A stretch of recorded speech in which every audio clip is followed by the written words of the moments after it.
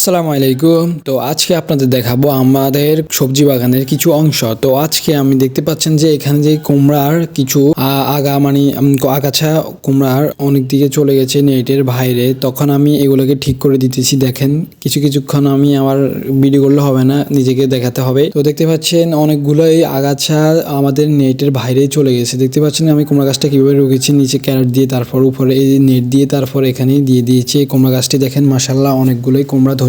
তো এই ক্যারেট দিয়ে এই গাছটা রোপণ করার পর ভালোই এখানে উন্নতি হয়েছে। তো এখানে দেখতে পাচ্ছেন কুমড়ার কিছু ফুল ধরেছে। এখানে আমি আরেকটা কুমড়া গাছ লাগাইছিলাম মাটিতে, ওইটা নেটে ছিল, এটা মাটিতে দেখতে পাচ্ছেন। এর পাশে ছিল আমাদের একটি লেবু গাছ।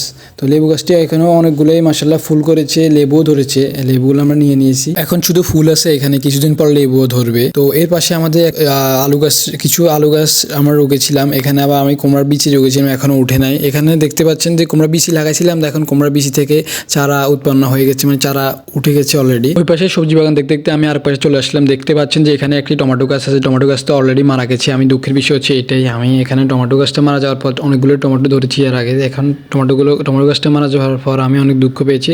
তো এখানে দেখতে পাচ্ছেন যে আমাদের আরও টমেটো গাছ আছে। এখানে আবার কিছু ধনিয়া গাছ আছে, আমি ধনিয়া গাছগুলো অনেকগুলো উঠেছে। এখানে আবার মরিচ গাছ আছে, মরিচ গাছের চারা আছে, বড় আছে। এখানে আমার ড্রাগন ফল গাছ আছে, ড্রাগন ফল গাছগুলো ঝোপের ভিতরে ঢুকে গেছে। এখানে আরেক পাশে আছে, এগুলো ঝোপ না, এগুলো আলাদাই। এই ড্রাগন গাছ দেখতে পাচ্ছেন যে বড়ই হইতেছে এখনো, হয়তো বা কিছুদিন পরেই আমার ড্রাগন গাছে অনেকগুলোই ফুল চলে আসবে। তখন আমি আবার আরেকটা ব্লগে আরেকটা ভিডিওগুলো আপনাদের দেখাবো। তো এখানে দেখতে পাচ্ছেন আমার আরেকটি বাগান, এখানে শুধু মরিচ আর বেগুন গাছ ছিল, মাঝে দিয়ে একটা টমেটো গাছও ছিল। বেগুন মাশাআল্লাহ অনেকগুলোই ধরেছে। বেগুন মাশাআল্লাহ দেখতে পাচ্ছেন যে এখানে টমেটো গাছ ছিল, টমেটো এখনো ধরে না।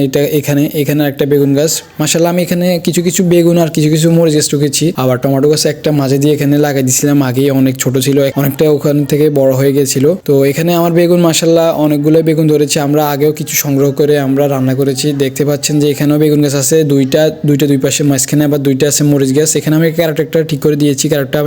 ক্যারেটে আমি কিছুদিন পরে গাছ এনে লাগাবো, তাও মরিচ গাছ লাগাবো। মরিচ এখানে কালো মরিচ দেখতে পাচ্ছেন। এখানে আরেকটা বেগুন গাছ, বলছি না দুই পাশে দুইটা বেগুন গাছ। তো এই বেগুনও এখানেও অনেক বেগুন ধরেছে। তো আজকের ব্লগ এতটুকুই, সবাই ভালো থাকবেন। আসসালামু আলাইকুম।